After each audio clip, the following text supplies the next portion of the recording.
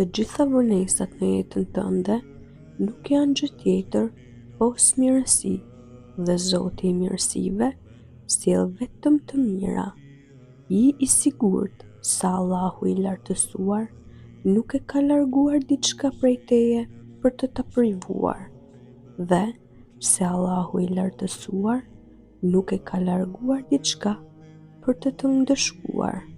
Përkundrazi, për të lënë gjithë të mirat, ai të jep më mirë se ajo që ti ke kërkuar, dhe nëpërmjet sprovave të ngrej gradat tek ai.